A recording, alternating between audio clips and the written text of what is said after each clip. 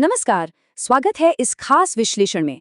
आज हम एक बहुत ही बड़े और अहम इवेंट की बात करने वाले हैं, जनजातीय सांस्कृतिक समागम, या जिसे गर्जना रैली भी कहा जा रहा है।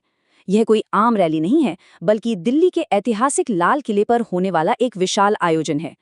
इसके केंद्र में एक ऐसा मुद्दा है जिसने पूरे देश में एक तीखी वैचारिक बहस छेड़ दी है। तो चलिए, इस भव्य आयोजन से लेकर इसके कड़े विरोध तक हर एक पहलू को बहुत ही बारीकी से समझते हैं। ठीक है, चलिए अब गहराई से समझते हैं कि आज की चर्चा का रोड मैप क्या रहेगा। सबसे पहले दिल्ली में होने वाली इस गर्जना रैली पर नजर डालेंगे, फिर समझेंगे कि आखिर ये डीलिस्टिंग क्या है। इसके बाद इसकी व्यापक तैयारियों, कड़े बहिष्कार और अंत में इस पूरे वैचारिक टकराव को निष्पक्ष रूप से देखेंगे।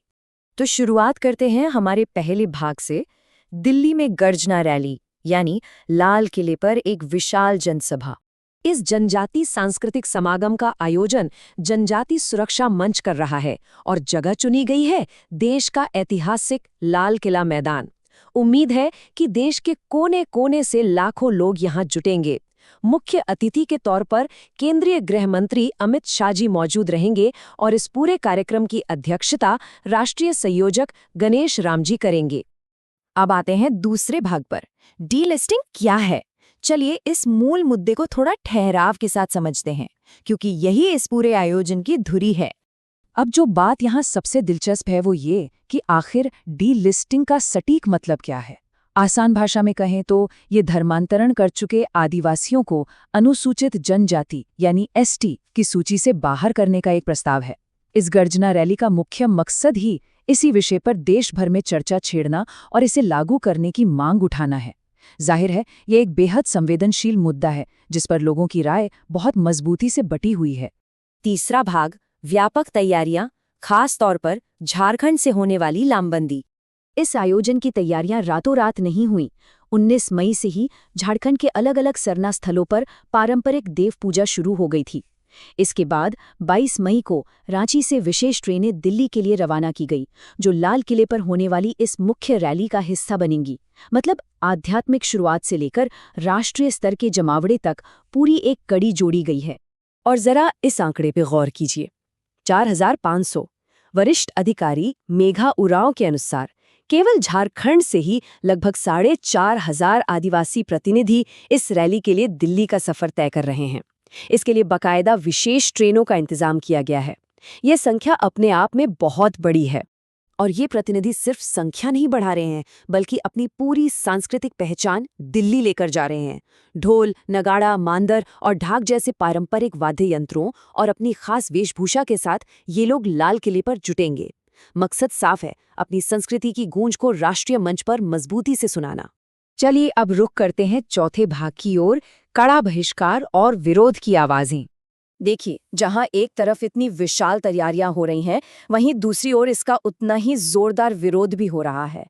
कई प्रमुख आदिवासी नेताओं, शिक्षाविदों और सामाजिक संगठनों ने पूरी तरह से एकजुट होकर इस रैली के बहिष्कार का ऐलान कर दिया है।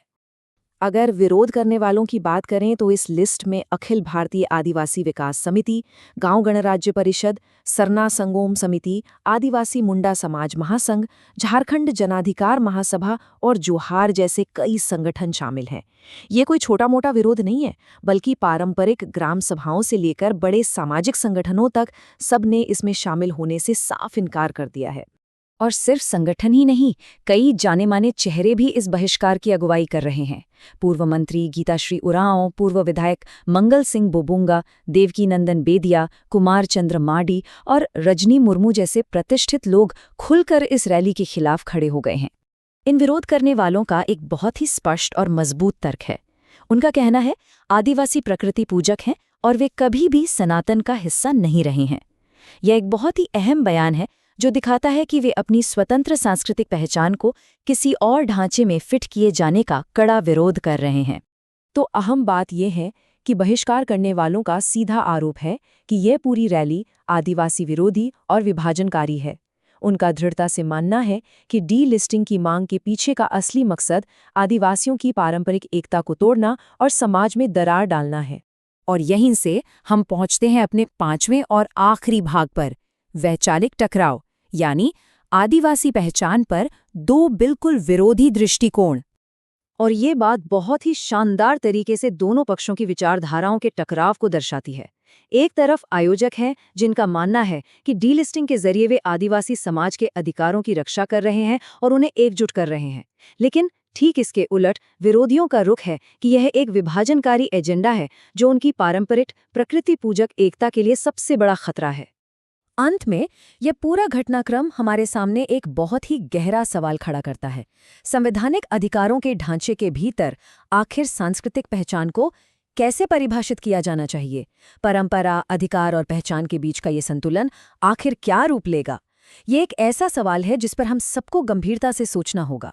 इसी विचार के साथ आज का ये विश्लेषण हम यहीं खत्म करते हैं। साथ जुड़ने के लिए बहुत बहुत शुक्रिया।